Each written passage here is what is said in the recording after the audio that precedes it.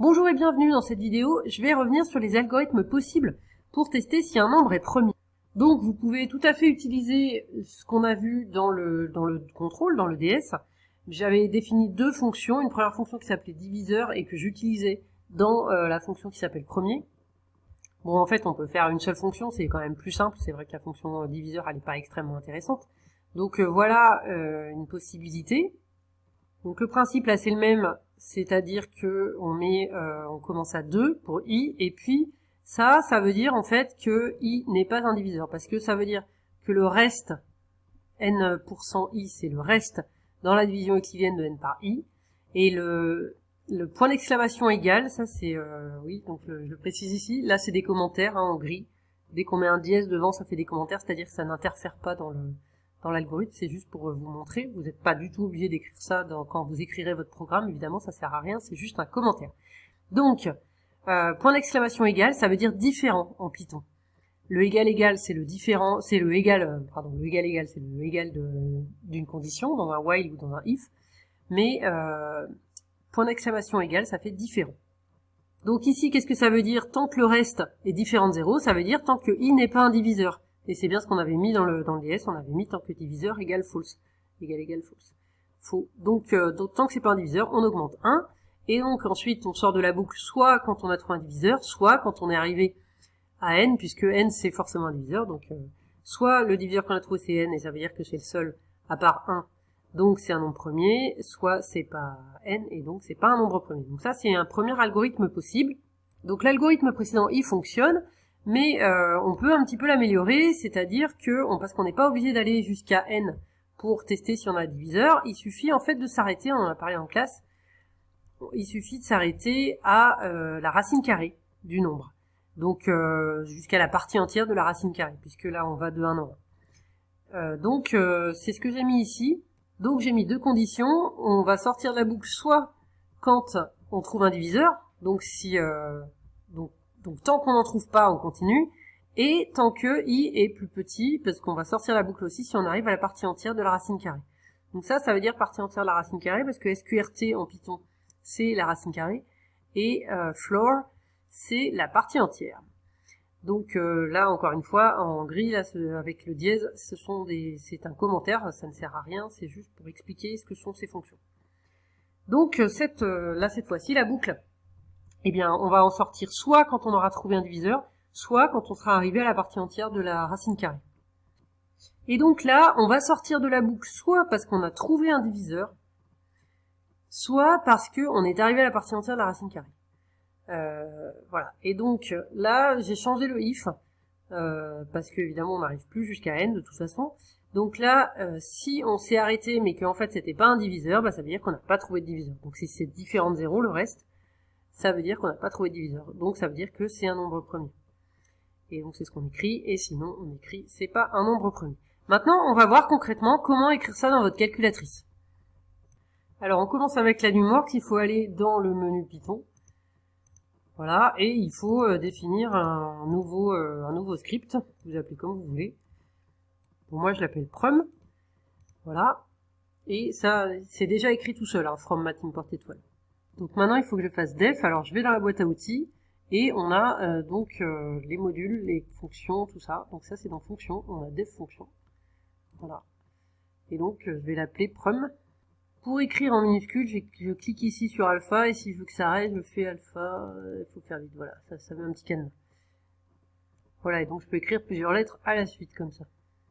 Voilà, donc je l'appelle prum, parce que le premier c'est un peu long à écrire, je vais au bout de la ligne, et là je peux faire entrer, et ça décale tout seul. Donc le i, il est là, et maintenant il faut que j'enlève alpha. Donc je reclique là-dessus, voilà. Et donc je vais chercher le égal. Le égal, il est en haut de pi, là, il faut faire, shift... Voilà. Donc i égale 2, voilà, je fais entrer. Maintenant, il faut aller chercher while. Alors pour ça, on va dans la boîte à outils, c'est plus dans les fonctions. Donc il faut aller dans boucle et test. Voilà, et là, on a while. Voilà. Oulala, je me rends compte que j'avais oublié de mettre le n au début dans la parenthèse. Donc je le fais maintenant. Si vous l'aviez vu dès le début, faites-le évidemment. Donc je retourne dans alpha. Et le n c'est sur le 8. Alors là ça vous écrit plein de trucs, donc il faut faire la petite flèche comme ça qui revient pour enlever ce que ça écrit. Voilà, donc je reviens là, hop, et j'écris n, donc je refais alpha 8, et donc %.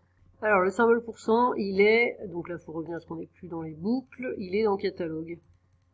Voilà, ici, et voilà. Donc i, je vais faire alpha, et i donc, et puis on fait ça pour que ça s'arrête. Donc maintenant pour le point d'exclamation égal, ça c'est dans boucle et test, il y a les conditions là, voilà. Donc là, vous avez le égal égal d'ailleurs, et vous avez le point d'exclamation égal.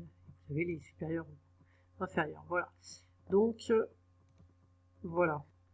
Ensuite, pour mettre le end, c'est toujours dans boucle et test et dans conditions, parce qu'on n'était pas allé voir très loin, mais en fait, dessous, il y a aussi supérieur égal, inférieur égal, et il y a les end et les or et les notes et points, voilà. Donc là, on prend end. Alors là, il manque un espace. Donc pour faire l'espace, c'est ici, là, avec alpha. Donc alpha, hop. Alors ensuite, on recommence avec i. Donc inférieur ou égal, vous avez vu, il est dans boucle et test, conditions. Et il faut descendre. Voilà.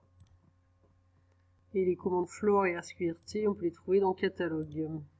On peut sûrement aussi les trouver dans un module, mais je ne sais plus trop lesquels. Donc allons-y.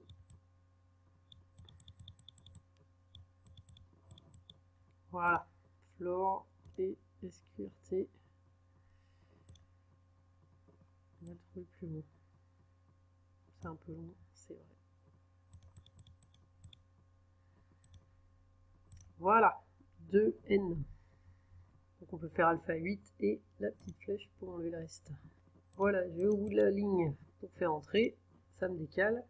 Et donc maintenant i égale i plus 1. Donc alpha tangente, ensuite ici le égal. Voilà. Et on remet entrée. Et ensuite là il faut revenir. Donc ça on fait effacer, ça revient bien où il faut, au bon décalage. Et donc on va faire if, donc il faut retourner chercher dans les boucles, dans les boucles et tests. Donc je reviens dans boucle et test. Et le if. Et voilà, on va prendre ça avec le else. Comme ça, on a tout. Donc pour le n, j'ai fait alpha 8. Dans catalogue, je vais trouver le %. Et puis i. Voilà, et donc là, c'est de... Ça, c'est dans les tests aussi. Je reviens. Voilà. Et dans les conditions, donc ici. Voilà. Donc on peut descendre ensuite ici. Et pour faire print, je vais retourner dans le catalogue. Voilà.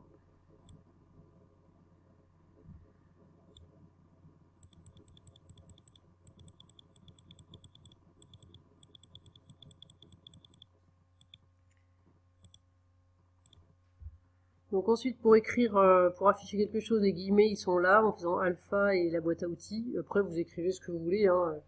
Vous n'êtes pas obligé de faire une phrase aussi longue, parce que c'est un peu pénible. Vous pouvez mettre premier, ou bien pas premier, voilà. Là, enfin, là, il faut mettre premier. Je me suis rendu compte ici qu'il y a le %, donc ça pourrait aller plus vite pour les autres. J'avais pas vu. Et donc, pour écrire un peu long, on peut donc cliquer 2 fois sur alpha. Voilà, bon, finalement, j'ai affiché ça, là, n virgule, et puis j'écris premier. Et puis là, je vais afficher non premier. Donc maintenant, pour le tester, on va dans console d'exécution. Ça a l'air déjà de ne pas générer d'erreur. Donc maintenant, il faut faire prum de quelque chose. Donc par exemple, je teste prum de 587 et il me trouve premier. Waouh! Comme c'est déjà long, je vais faire la Texas Instruments dans une vidéo suivante et je ferai aussi pour ceux qui ont des Texas Instruments où il n'y a pas Python. Voilà.